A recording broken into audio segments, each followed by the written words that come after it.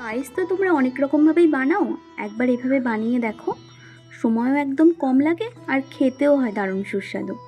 আজ সেই recipe share করব তোমাদের সাথে। প্রথমে আমি এখানে 1 লিটার দুধ নিয়েছিলাম। গ্যাসের ফ্লেম মিডিয়ামে রেখে দুধটা ভালো করে জাল দিয়ে নেবে। ততক্ষণে 50 গ্রাম গোবিন্দভোগ চাল একবার জলে ধুয়ে নিয়েছিলাম। এবার চালের মধ্যে 1 চামচ ঘি ভালো করে মিশিয়ে নিলাম। দুধ ফুটে উঠলে কিছুটা দুধ একটা ছোট বাটিতে তুলে রাখবে। তুলে রাখা দুধের মধ্যে আমি এখানে 50 গ্রাম গুঁড়ো দুধ ভালো করে মিশিয়ে নিলাম। এতে পায়েসের স্বাদ আরও বেড়ে যায়। দুধ কিছুটা ঘন হয়ে এলে এবার 2-3টে এলাচ আর ঘি মাখানো চালটা দিয়ে দেবে।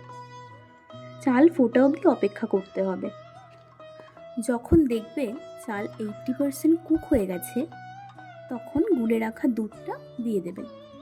আমি এখানে মিষ্টির জন্য 200 গ্রাম সাদা মিছরি দিয়েছিলাম। তোমরা চাইলে চিনি অথবা বাতাসাও দিতে পারো। এবার কন্টিনিউ নাড়াচাড়া করতে থাকবে যতক্ষণ না মিষ্টিটা চালের সাথে ভালো করে মিশে যায়। এর ফাঁকে আমি কাজু কিশমিশ হালকা করে ঘিতে ভেজে রেখেছিলাম। এটাকে এর থেকে বেশি ঘন আর করব না, পায়েস ঠান্ডা হয়ে গেলে বসে যায়। এবার গ্যাসের ফ্লেম বন্ধ করে রেখে কাজু কিশমিশ মিশিয়ে দেবে। নামানোর ঠিক আগে আমি এতে 1 চামচ ঘি ছড়িয়ে দিয়েছিলাম।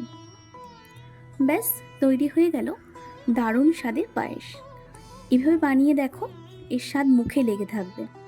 ভিডিওটা কেমন লাগলো জানাতে ভুলবে না কিন্তু। সবাই ভালো থাকবে, সুস্থ থাকবে। টাটা।